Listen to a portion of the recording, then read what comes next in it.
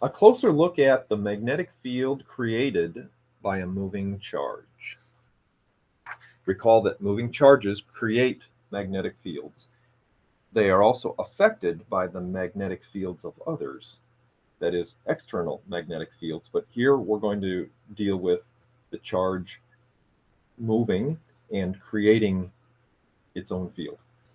We now shift our investigations from charges moving through B fields that are already there, i.e. that have been generated by some other source, to magnetic fields that a moving charge produces.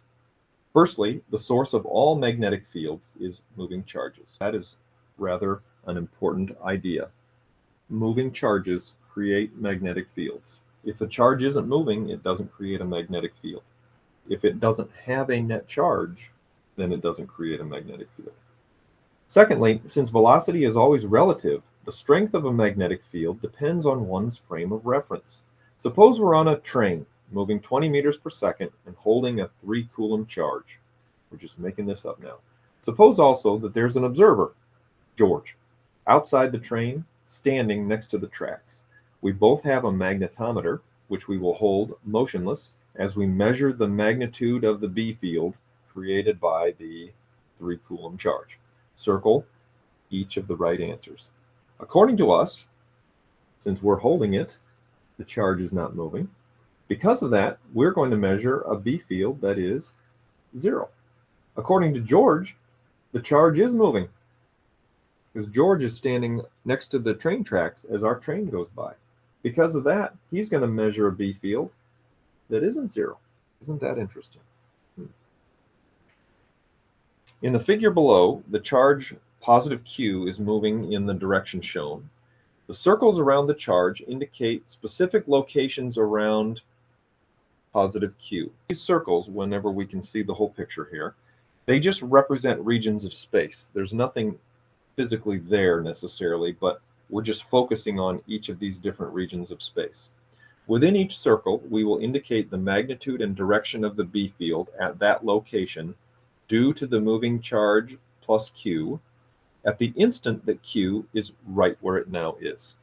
Q is right there at that instant, and it's going towards the top of the page, and we want to indicate what we know about the magnetic field that Q is creating.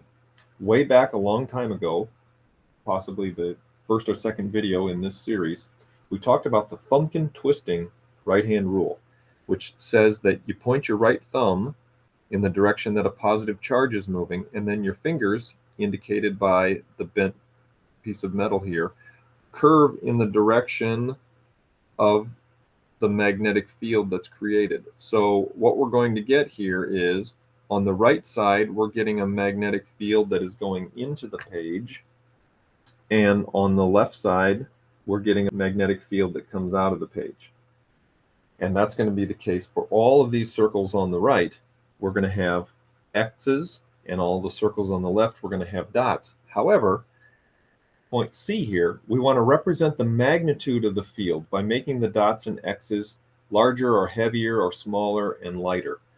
When the charge is right there, the magnetic field right there is going to be pretty strong. Same with that right there. As we get further away, this magnetic field is going to be a little bit weaker. That one's a little bit weaker. Where is the magnetic field going to be the weakest? It's going to be the weakest furthest away.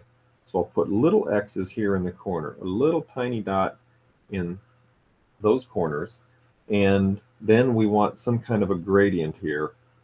The closer we are to Q, the stronger the field. And the further away from Q we are, the weaker the field. So I'm trying to show that here with these X's. This dot, let's make that dot real big, and then that dot not quite as big. And again, we're just approximating here, but there's a dot, kind of like that. The closer we are to this moving charge, the stronger the field. And by the Thumbkin twist and right-hand rule, here's my thumb, and my right fingers go into the page on the right, and they come out of the page on the left. Notice that in these circles that line up with the velocity, no magnetic field. Based on our work above, as the train, remember the train from part A, as it gets near to George and then passes him by, George's magnetometer will do what? Large value at first, then decrease, then increase.